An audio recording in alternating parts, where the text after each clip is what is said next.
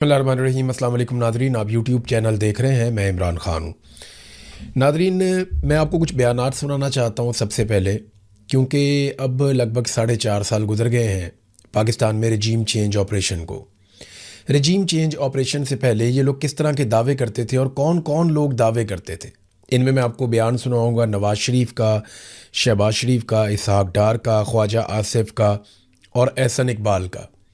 उस वक्त ये लोग कहते थे कि इमरान खान ने पाकिस्तान की मईशत का और पाकिस्तान के सारे इंफ्रास्ट्रक्चर का बेड़ा गर्क कर दिया, लिहाजा अब हम आएंगे, हमारे पास बड़ी शानदार टीम है और हम पाकिस्तान को वापस पैरों पे खड़ा करेंगे और उसके लिए हमें ज़्यादा वक्त नहीं चाहिए, हमारे पास बहुत तजर्बा, हम फटाफट कर लेंगे।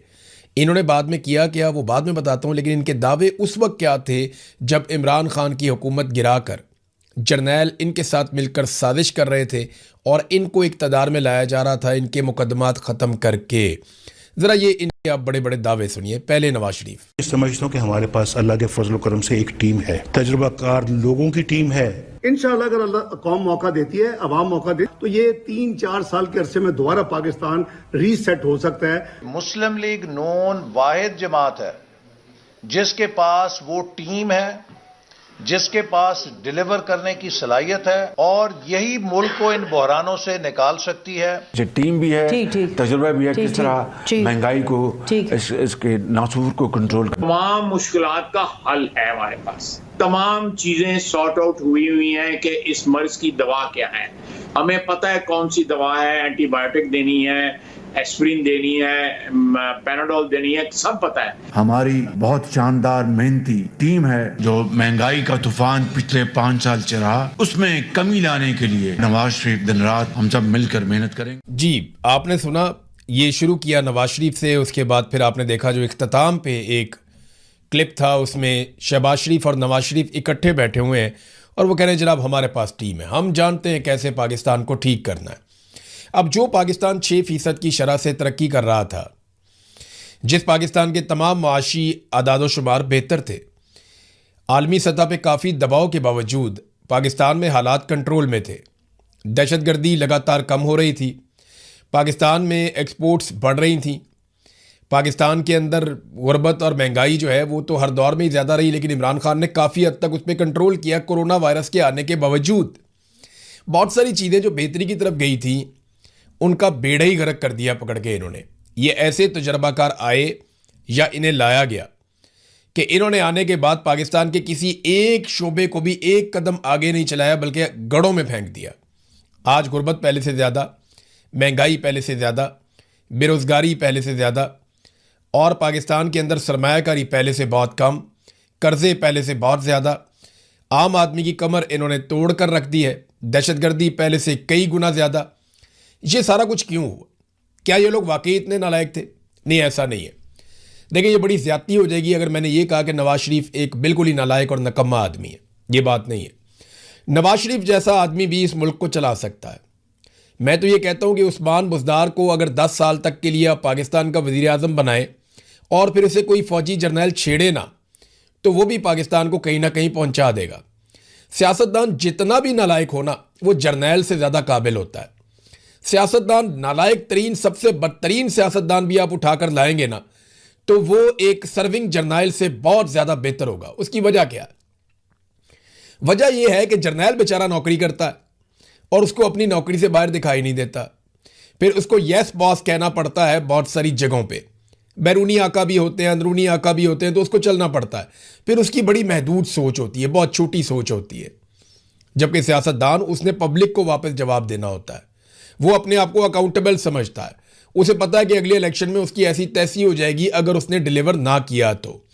उसे पब्लिक का खौफ भी होता है और वो कोई भी फैसला करते वक्त अवाम का मजमूई मफाद देखता है। तो सियासतदान हमेशा जर्नैलों से बेहतर रहते हैं। डिक्टेटर्स के दौर में पाकिस्तान में कुछ मंसूबे ज़रूर बने, लेकिन पाकिस्तान पीछे ही गया। अयूब खान ने गद्दारी का कार्ड सबसे पहले खेलना शुरू किया, याह्या खान ने मुल्क ही तोड़ दिया, फिर ज़ियाउल हक पाकिस्तान के अंदर क्लाशनकोफ और मंशियात का कल्चर लेके आ गया, फिर ज़ियाउल हक पाकिस्तान में मंशियात और क्लाशनकोफ का कल्चर लेकर आ गया, फिर उसने जहादियों की तंजीमें बना के खड़ी कर दी, फिर परवेज़ मुशर्रफ ने जी सबसे पहले पाकिस्तान का नारा लगाया और अमेरिका के आगे लेट गया, और फिर अमेरिकन जंग को अपने मुल्क के अंदर धकेल कर ले आया। 70,000 लाशें हमने फिर उठा ली। तो हर दौर के जर्नैल ने पाकिस्तान को उल्टा नुकसान पहुंचाया। आज आसिम मुनीर क्या कर रहे हैं? वही कर रहे हैं सेम। आसिम मुनीर साहब का कोई फर्क नहीं है जो बाकी डिक्टेटर पाकिस्तान में करके गए, एग्जैक्टली वही काम ये कर रहे हैं। और जिन लोगों को लाए, देखें मैंने तो अभी सियासतदानों के आपको स्टेटमेंट सुनाए ना, असल में ये डिलीवर इसलिए नहीं कर पाए कि इनके ऊपर ठप्पा लग गया कि ये अवामी मुंतखब नुमाइंदे नहीं है। लोग इन्हें तस्लीम नहीं कर रहे। पाकिस्तान में इस्तेहकाम नहीं है। अगर इस्तेहकाम होता तो पाकिस्तान में कारोबारी ज़िंदगी चलता। अगर कारोबारी ज़िंदगी चलता तो टैक्स इकट्ठा होता। जब इनके पास ज़्यादा पैसे होते तो ज़्यादा बेहतर डिलीवर कर सकते। लेकिन ये सब कुछ हुआ नहीं। उसकी वजह यह है कि मिलिट्री एस्टेब्लिशमेंट ने पूरा का पूरा इलेक्शन चोरी कर लिया। इन लोगों के क्लिप तो आपने सुन लिए, लेकिन क्या आपको पता है कि आसिम मुनीर साहब ने कितने बड़े बड़े दावे किए थे जो अखबारात में छप गए थे? मीडिया में कई दिनों तक उसके ऊपर बहुत सारे टॉक शोज करवाए गए कि आसिम मुनीर साहब ने मईशत संभाल ली।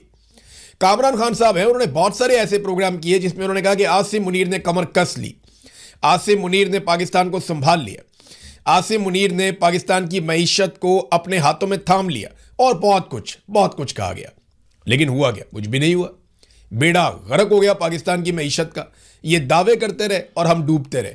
यहां तक सूरत हाल होगी कि ये सऊदी अरब और मुख्तलिफ अरब ममालिक के दौरे करके आए और उन्होंने कहा आकर कि मैं तो बहुत सारी सरमायाकारी लाने वाला हूं। ये ताजिरों से मुलाकात में फील्ड मार्शल आसिम मुनीर ने कहा कि मैं 100 अरब डॉलर पाकिस्तान में लाने वाला हूं, लेकिन 1 अरब डॉलर भी पाकिस्तान में नहीं आया सरमायाकारी के नाम के ऊपर। सरमायाकारी तो माइनस में जा रही है ना। लोग पाकिस्तान से पैसा निकालकर, वो इनके अपने अजीज हैं मोहसिन नकवी, वो ये कहते हैं कि 100 अरब डॉलर तो पाकिस्तान से निकल गया 3 सालों में। आसिम मुनीर साहब ने कहा था कि 100 अरब डॉलर वो पाकिस्तान में लेकर आएंगे। उनके अजीज मोहसिन नकवी बताते हैं नहीं, 100 अरब डॉलर पाकिस्तान से निकल गया 3 सालों में, और मुझे जनाब 2-4 बंदे उल्टे लटकाने पड़ेंगे। तो मैं आपको पता करके बता देता हूं कि पैसे कैसे वापस आएंगे। आप अंदाजा करें, ये इनकी सोच है। इस सोच के साथ ये लोग मुल्क चलाएंगे। तो हुआ ये कि सऊदी अरब ने जब इनके साथ बैठकर मुज़ाकरात किए और बातचीत की तो इनके पास प्लानिंग कोई नहीं था। ये आज तक कोई एक भी मंसूबा ऐसा नहीं दे सके जिसमें कोई सरमायाकार दिलचस्पी ले और वो आकर पैसा पाकिस्तान में लगाए। उल्टा पाकिस्तान से मल्टीनेशनल कंपनियां जो पहले कई हुकूमतों की मेहनत के नतीजे में, यानी आप फर्ज कर लें कि नवाज शरीफ, बेनज़ीर, इमरान खान, इनकी हुकूमतें ही रही हैं ना, या काफ लीग, इन हुकूमतों की मेहनत के नतीजे में जो सरमायाकार या बड़ी बड़ी मल्टीनेशनल कंपनियां पाकिस्तान में आई थी, वो सारी की सारी इस दौर में पाकिस्तान को छोड़कर जाना शुरू होगी और चलेगी। इनकी तरजीहात क्या है, ये एक बड़ी दिलचस्प चीज़ है, मैं आपके सामने रखता हूँ। ये नाजरीन खबर देखें, खबर आप पढ़ेंगे तो आपको गुस्सा तो आएगा, लेकिन खबर आपको समझनी पड़ेगी कि ये पाकिस्तान के साथ कर क्या रहे हैं। कायमा कमेटी है जी दाखिला की, उन्होंने ये फैसला कर लिया और ये बिल मंजूर कर लिया कि साबिक अरकान पार्लियामेंट को ब्लू पासपोर्ट दिया जाए। अब ये दिया किस किस को जाएगा? जो साबिक अरकान है, जो रिटायर हो गए, चले गए। मेरा एक सवाल ये है कि जो अरकान असम्बली चले गए वो अब पाकिस्तान की कौन सी खिदमत कर रहे हैं और किस लिए उन्हें ये पासपोर्ट चाहिए? यहां पे तो जो आता है लूट मार करके जाता है, पाकिस्तान मजीद पीछे जाता है। तो इन पार्लियामेंटेरियंस ने ऐसा कौन सा तीर मारा या ऐसा कौन सी कानून साजी की है, ऐसा कौन सा काम किया कि इनके रिटायर होने के बाद भी इन्हें ब्लू पासपोर्ट ताहयात जारी कर दिए जाएं कि जब तक आप मरते नहीं हैं, मरते दम तक आपके पास ब्लू पासपोर्ट होंगे, आप दुनिया में जहां मर्जी ट्रेवल करें, आपको खसूसी मुराद मुयस्सर रहेगी। क्यों ब्लू पासपोर्ट क्यों चाहिए इन्हें? और एक और चीज देखें, उनकी बीवियों को भी मिलेगा और 28 साल से कम उम्र ज़ेरे कफालत बच्चों को भी ब्लू पासपोर्ट मिलेगा। हमारे बच्चे 18 साल की हद और इनके बच्चे 28 साल की हद। आप अंदाजा कीजिए, यानी हम अपने बच्चों के लिए कोई चीज़ अगर करना चाहें तो वो कहते हैं जी 18 साल का अंडर एज है, तो 18 साल तक के लिए जो है माँ बाप के साथ उसको नत्थी करते हैं। लेकिन यहां पे इनके अपने बच्चे हैं ना, तो वो कहते हैं जी 28 साल तक की उन्होंने हद रख ली कि 28 साल तक हमारे जो ज़ेरे कफालत बच्चे हैं, 28 साल के बाद उसको कहीं ना कहीं एडजस्ट कर देंगे ना, तो 28 साल तक 10 साल एक्स्ट्रा इन्होंने ले लिए कि जनाब 28 साल तक का बच्चा ज़ेरे कफालत हमारा है तो उसका भी आप ब्लू पासपोर्ट हमें देंगे और हम उसको एंजॉय करेंगे। तो आप अंदाज़ा कर लें नादरीन, ये हैं इनकी प्रायोरिटीज़ और इस तरीके से ये पाकिस्तान को चलाना चाहते हैं। तो जब ऐसे पाकिस्तान को चलाएंगे तो हालात पाकिस्तान के वही रहेंगे जो आज हैं। देखिए, गंदम के बारे में मैं आपको बार बार कहता रहा ना, वो इनकी तरजीह में नहीं है। IMF के कहने के ऊपर इन्होंने गंदम की खरीदारी भी बंद कर दी और प्राइवेट लोगों ने खरीदना शुरू कर दी। अब इस वक्त जो किसान ने गंदम बेची है वो 2500 से 3500 रुपये फी मन के आसपास बेची है। कोई 2800 में बेच गया, कोई 3200 में बेच गया, कोई 3500 में बेच गया जिसका दाव लग गया। लेकिन इस वक्त जो मार्केट के अंदर कीमत है गंदम बिकने के फौरन बाद जब किसान के हाथ से निकल गई तो 4200 रुपए से लेकर 4500 रुपए मन तक है। और अगर यही सूरत हाल रही तो नवंबर दिसंबर में यही गंदम आज आप रिकॉर्ड करके रख लें, ये 4500 से 5000 तक मन हो सकती है, या हो सकता है इससे भी ऊपर चली जाए। ये जुमला आप रिकॉर्ड करके रख लीजिएगा। तो ये क्यों हो रहा है?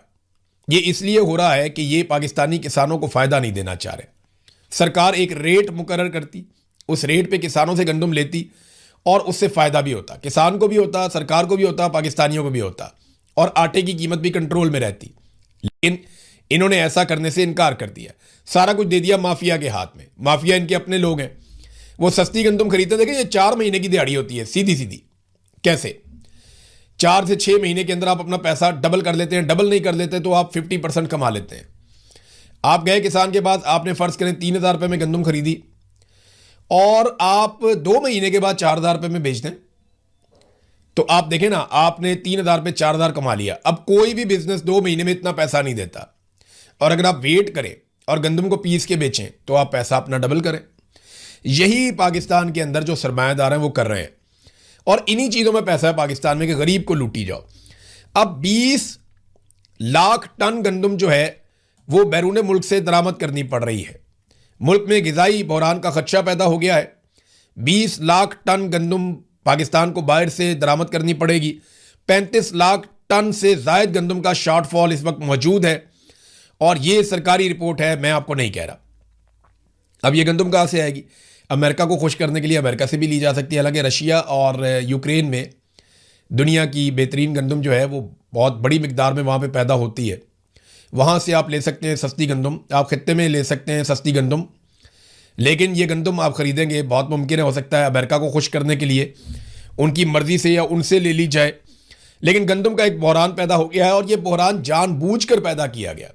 ये 2022 में इक़्तिदार में आए गंदम का बहरान, 2023 में गंदम का बहरान, 2024 में फिर बहरान, 2025 में फिर बहरान, अब 2026 में फिर बहरान।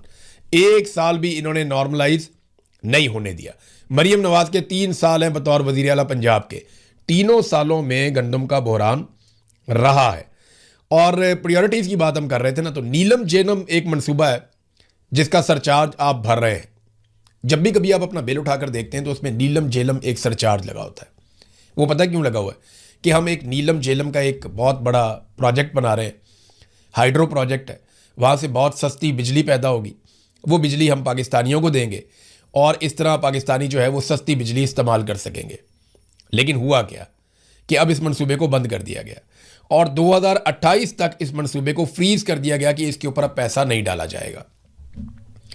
जब 2028 में इस मंसूबे को दोबारा शुरू करेंगे ना, तो आप मेरे से लिख कर ले लें। एक तो इसका डिज़ाइन ही पहले इन्होंने ख़राब किया, दूसरा आप मेरे से लिख कर ले लें कि ये पहले से कई गुना ज़्यादा लागत का मंसूबा बन चुका होगा। 969 मेगावाट का ये मंसूबा था, 700 मेगावाट का आज़ाद पत्तन मंसूबा था, 1124 मेगावाट का कोहाला वाला मंसूबा था, 8 मेगावाट का एक और मंसूबा था। अब ये सारे मंसूबे इन्होंने बंद कर दिए। ये मंसूबे सस्ती बिजली बनाने वाले मंसूबे हैं। लेकिन अगर सस्ती बिजली बन गई तो फिर आईपीपीज़ की महंगी बिजली कौन खरीदेगा? और फिर आईपीपीज़ को जो आप इजाफी पेमेंट दिलवाते हैं कैपेसिटी पेमेंट के नाम के ऊपर, वो फिर कौन दिलवाएगा? और उसका कमीशन इनकी जेबों में कैसे जाएगा?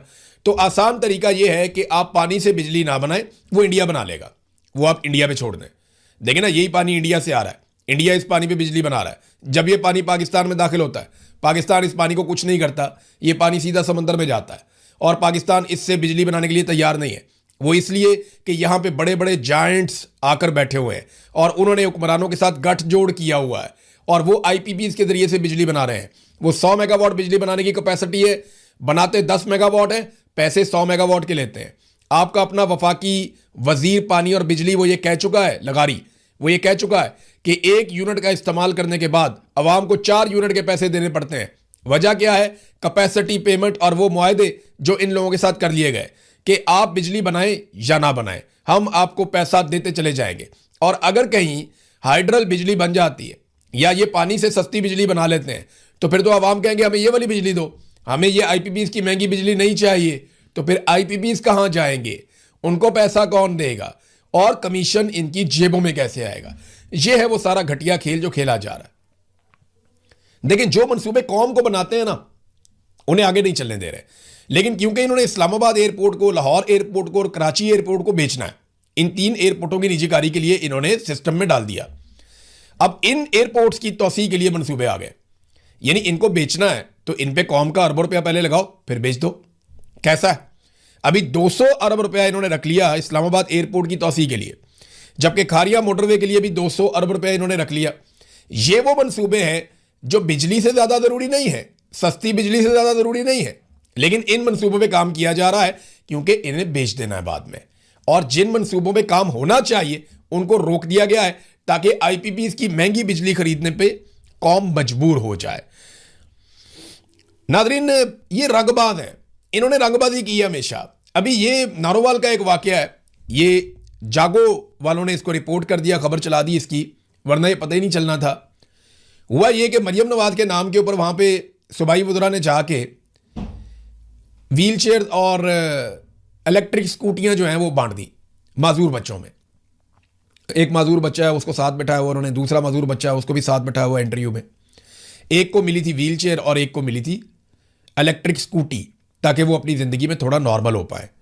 वो जब प्रोग्राम ख़त्म हुआ, मरियम नवाज की टीम वापस गई तो जनाब उन्होंने, जिन्होंने प्रोग्राम करवाया था, उन्होंने बाहर जाने से रोक दिया। उन्होंने कहा जी ये व्हील चेयर हमारे हवाले करें वापस और ये स्कूटी भी हमारे हवाले करें वापस, बस हमने आपको दिखाने के लिए दी थी। और वो बच्चे बेचारे बैठे हुए हैं बोर होके। उन्होंने कहा जी हमारी व्हील चेयर भी वापस ले ली, हमारी स्कूटी भी वापस ले ली और ये भी रिपोर्ट हो गया।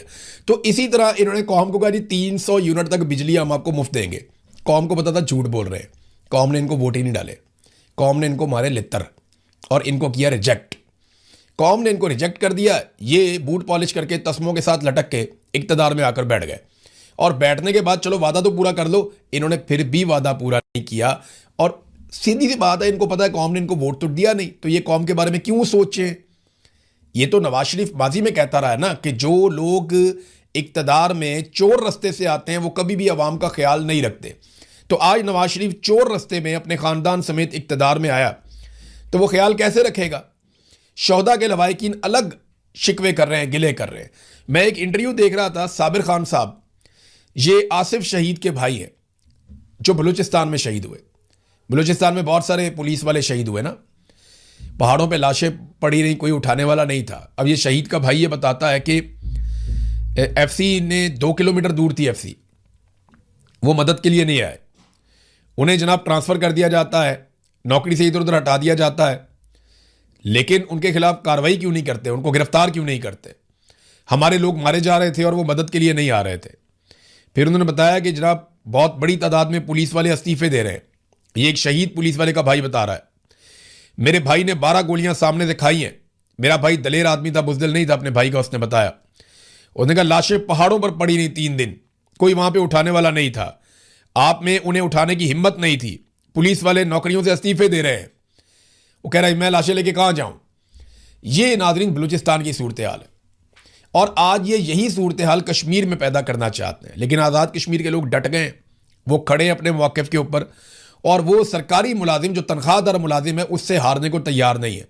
आफरीन है आज़ाद कश्मीर के लोगों पे भी और उन लोगों पे भी जो पाकिस्तान तहरीक इंसाफ की खास तौर पे ख़वातीन, उन्हें तो मैं कहूँगा आफरीन है। देखिए ना, बहुत सारे लोग कहते हैं इमरान खान को उसके लोग छोड़ गए, इमरान खान को ये बंदा छोड़ गया, वो बंदा छोड़ गया, ये तस्वीर आ गई, देखें इतने लोग इमरान खान के साथ थे, ये सारे आज नहीं है।